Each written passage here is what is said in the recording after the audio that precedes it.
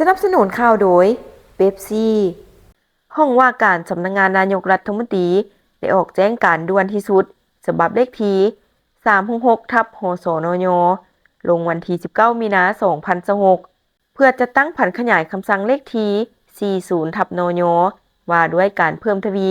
แก้ไขปัญหาผลกระทบจากราคาน้ำมันเชื้อไฟในแจ้งการมีเนื้อในใจความสำคัญดังนี้ 1. มอบให้กระทรวงศึกษาธิการและกีฬาออกมาตรการและแจ้งการให้สถานการศึกษาทางภาครัฐและเอกชนในขอบเขตทั่วประเทศคือให้สถานการศึกษาก่อนวัยเรียนสามัญศึกษาภาครัฐและเอกชน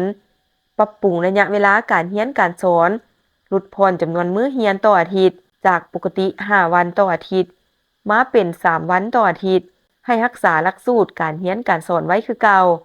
โดยเลื่อนมือปิดซกเรียนออกไปตื่มก่อนตามสภาพตัวจริงให้สถานการศึกษาสร้างครูอาชีวศึกษาและการศึกษาชั้นสูงภาครัฐและเอกชนปรับปรุงตารางการเรียนการสอนให้เรียนเต็มมือภาคเช้าระบาย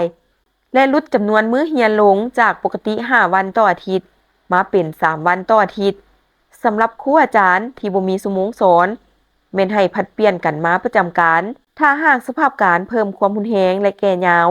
แม่นให้จัดการเรียนการสอนแบบทางไกลหรือออนไลน์อยู่ตามโรงเรียนและสถาบันการศึกษาที่มีเงื่อนไขสะดวก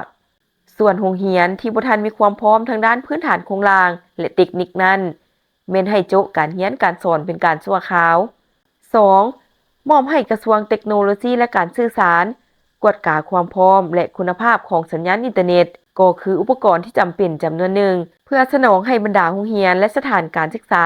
เข้าในเวียกงานการเรียนการสอนทางไกลหรือออนไลน์ทั้งหมดนี้ก็เพื่อช่วยลดค่าใช้จ่ายโดยเฉพาะค่าเดินทางที่ต้องนำใช้น้ำมันและปรับรูปแบบการเรียนให้ยืดหยุ่นตามสภาพความเป็นจริง Make lunch better. Ooh, Pepsi. Make it super, mega, extra spicy. Make it viral. That's better. Your meals better with Pepsi.